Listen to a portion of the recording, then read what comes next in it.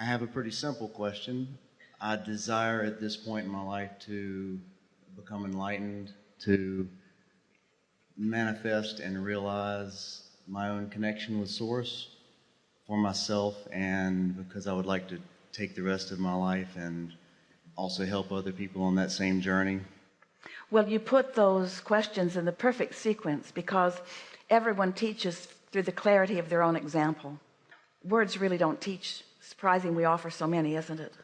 But if we say something to you that you haven't had personal experience about, then the words don't mean that much. And so, you know, you were born for that. You came because you are an uplifter to the very core of your being. Why are you speaking of it as if it is a future thing for you? I guess because although I have plenty of experiences, I don't feel like I have a direct knowledge of that connection to Source. I guess I don't feel like I have that direct knowledge. I do feel like it is there. I feel like maybe I have even had that before, but it doesn't feel present at the moment. Well, we want to say to you that this alignment, this being tuned in, tapped in, turned on, this connection, this receiving mode, this art of allowing, this hooking up to Source energy, this is not like a college degree where once you have it, you've got the certificate and it's yours forevermore. It either is or it isn't in the moment, and you can tell whether it is or it isn't by the way you feel from what you just heard us say. And so the first thing that we would encourage you to do is no longer speak against it as you have just been doing. Now, we understand that you're putting a question to us and you're saying, I want this thing I do not have. But the universe does not hear, I want this thing. It hears, I want this thing I do not have. And that's that wonky balance of vibration that we were talking about. So your desire is strong, but you're blocking it with doubt, or you're blocking it with awareness that it doesn't feel like it's happened yet. Can you say it in a way that might let it in better? I want to connect with Source energy, and I want to know it because? For my own realization, understanding, and because I want to, because that's what I want. Because that's what I am. Because that's what's natural to me, and because it feels really good, and because nothing else feels so good, and because it's what I was born to do, and because it's something that I can easily do, and because it feels so good when I do it, and because I have felt it enough to know that I want it to continue, and because I believe that it's there for me, and because I know I can get better at it, and because I want it, because I want it, because I want it. Feel the difference between desiring something. Let's say that you're really new in life and you've seen something that you desire, and you just feel the freshness of that. Ooh, you want that, and nobody yet has told you that it will be slow in coming or that you can't have it, and so you don't have any doubt. You just see it and you want it. You see it in the little ones, don't you? They begin moving toward it, and you know that look on their face, that look of delight, that look of I'm moving toward that, that look of nobody's going to talk me out of that. Well, that's the way we want you to be. That's what we want you to return to. But as you've had experience that makes you believe, as you just expressed to us, that you're not doing that, then that belief has to get out of the way. You've got to get rid of that belief. You've got to stop believing that before you can have what you want. Be gone. No. You've got to stop believing that. So how do you stop believing something? Do you know what a belief is? A belief is just a thought you continue to think. So you must no longer think that thought. Can you do that? Can you no longer think that thought? Can you stop thinking that thought you're thinking? Don't think that thought you're thinking. Don't think that thought you're thinking. Don't think that thought you're thinking. Well, you can see how far you don't get with that, because when you decide that you're not going to think about that, you're thinking about that thing you're not going to think about. And so you're thinking about it, but you don't want to think about it. But then you're mad at yourself because you're thinking about it. And you can't stop thinking about it because law of attraction lurks everywhere. Law of attraction reads your vibration and gives you more. That's how law of attraction is. And that's why law of attraction and momentum are the same subject. So what might you do to slow and eventually stop altogether the momentum of those thoughts that don't let in what you want? And it doesn't matter what the subject is. How are you going to slow that momentum? Well, You go to sleep at night, that slows it.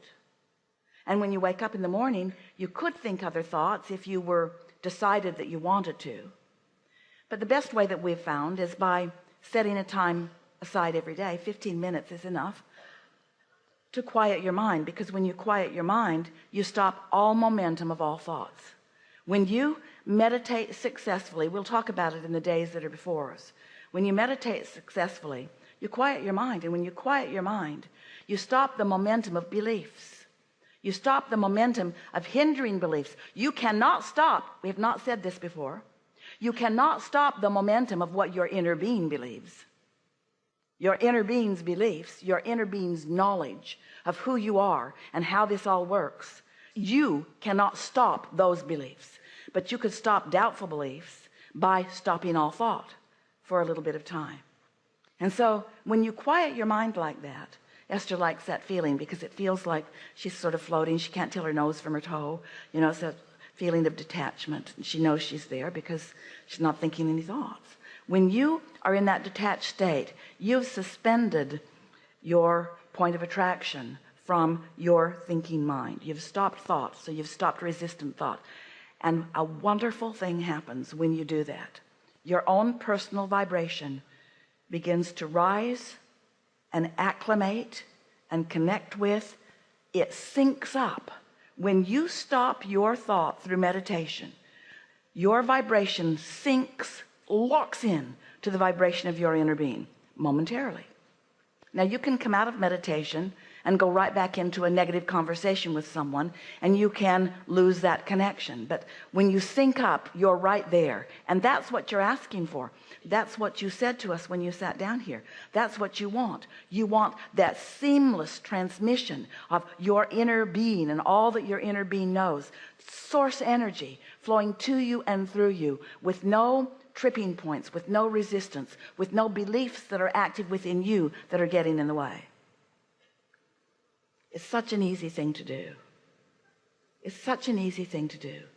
There is not one of you who cannot do that.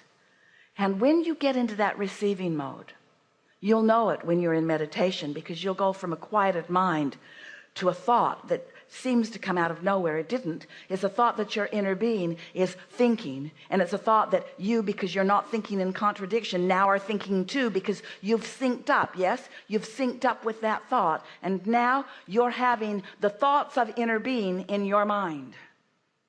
You are tuned in, tapped in, turned on. You are pure positive energy.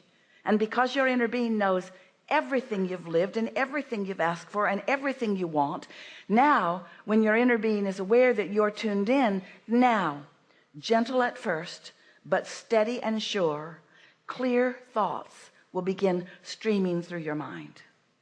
Answers to questions, solutions to problems, whatever you want. The most significant thing that you begin to feel is an impulse to move, an impulse to go there or do that. In other words, follow that impulse once you're sure that you've got it. So it takes a few days, maybe 2 or 3 or 4 or 5 or 10 or 20, to sink into this and to consciously know that you have connected with that.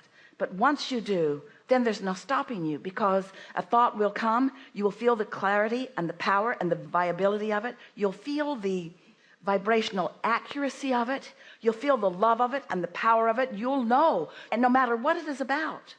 Esther receives so many thoughts about so many things, and at first, when it wasn't about something that was of major importance, she accused herself of making it up in her own mind.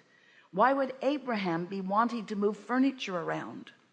Why would source energy be guiding me towards something that doesn't seem all that important?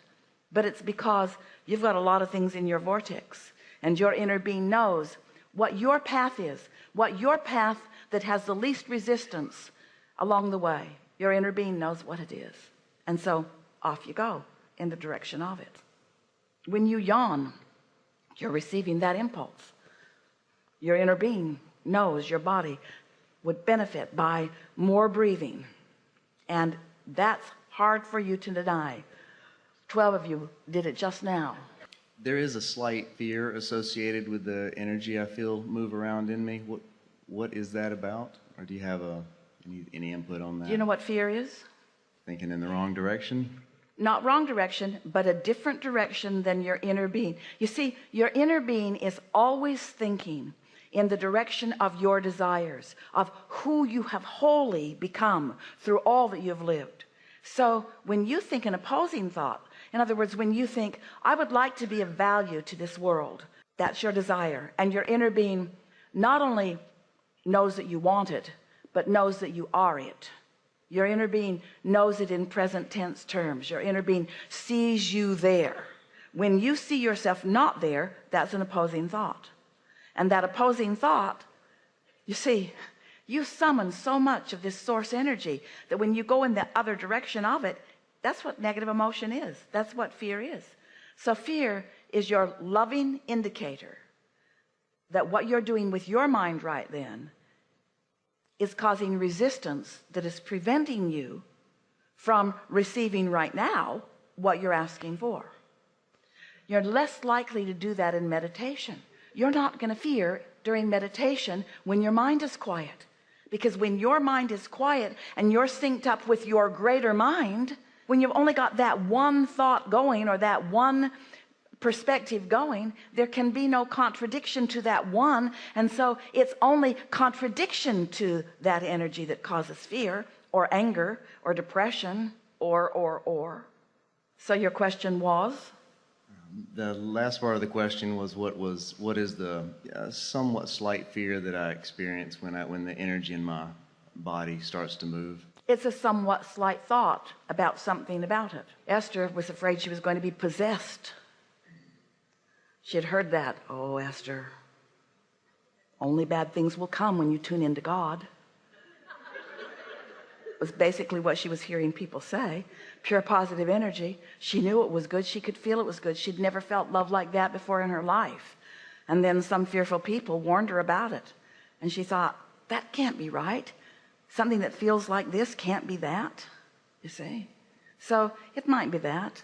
It might be a little bit of feeling like you're going to lose control, but you won't. You cannot. You can sync with who you are and gain greater awareness of who you are. Esther realized after receiving us in those really early days that if the telephone would ring, she would immediately feel the release of whatever it was we were doing, and off she would go. In other words, she realized that we were not there to control her or to possess her. We were there to be a vibrational match to every single thing that she had ever asked for, and to beam a signal about that so clear that it would be obvious to her in every moment of every day whether she was in sync with her own desire or whether she was opposing it with old thoughts that she'd picked up along her physical trail. And so you'll free yourself from that in time. But one of the things that we've noticed, and we like this so much, as you hear us here, many of you have had the experiences that we're talking about. So everything we're saying here is just confirmation of what you're already living, or what you're already living is confirmation of what you're hearing here. And there's some of that with you too, of course. It makes sense to you. But until you have actually quieted your mind and you know it, and then received a thought, and you know unequivocally that you have received a thought from source, regardless of the subject matter, and you have known that, and so you have followed the impulse of that thought, and it has led you to that, some call it a still small voice, and yet it's not something that you're actually hearing. It's something that you are knowing. It's something that you are feeling. It's something that you are moved toward. As you begin to move in the direction of that, and then wonderful things happen as a result of your having moved toward it. Now you have personal knowledge of many things. Personal knowledge that you've connected, personal knowledge that you are in the receiving mode, personal knowledge that you received, and personal knowledge that you acted upon what you received, and personal knowledge that it was a good thing, that it moved things along, that it turned out well. Then and only then is it your personal knowing. That's why when you said that you want to become enlightened, that's what this is. You want to become enlightened, and you want to have this clarity pouring through you, and you want it to be for your benefit and for the benefit of others. That's why we want to say to you that through the clarity of your example, others may find this for themselves too, but you will never be one who receives a big wad of goodness and then asserts it into somebody else's experience.